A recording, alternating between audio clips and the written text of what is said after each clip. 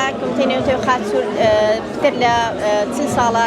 بەردەوامی لە کارکردن لە عێراق و لە هەرێمی کوردستانیش بە ماشێوە کارەکانمان پێ کاتوە ئەمڕۆ زیاتر باسی ئەوەی دەکەین بنکەی بژاردنەوەی جەستەییمان هەیە کە لە ساڵی 1994ەوە ئێمە کار دەکەین لە هەرێمی کوردستان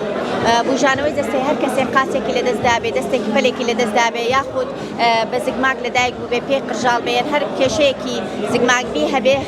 بێتە هۆی ئەوەی کە بێتە ئەوەی خاوەن پێداویستی جەستەییەکی تایبەت ئێمە هەوڵ دەدەین هاوکاری بکەین بەوەی کە هاوکارانیشن لە دەرەوەی وڵات هاتوونە چەند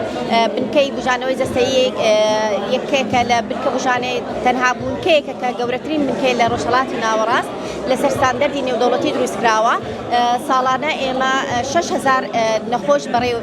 بەڕێ دەکەین و خزمەتگوزاری پێشکەش دەکەین ئەم خزمەتگوزاریان وەکو دەیبینن ئێمە کە وەک باسم کرد هەر کەسێک قاچێکی لەدەستدابێ پەلێکی لەدەستدابێ بەهۆی جەنگەوە بەهۆی مینەوە یاخود بەهۆی هەر حادسەیەکی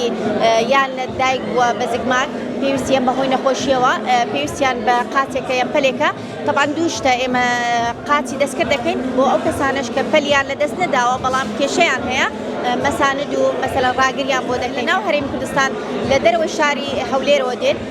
هەموو خزمەتگوزاریەکانمان خۆراییە یعنی بەبێ بەرامبەرە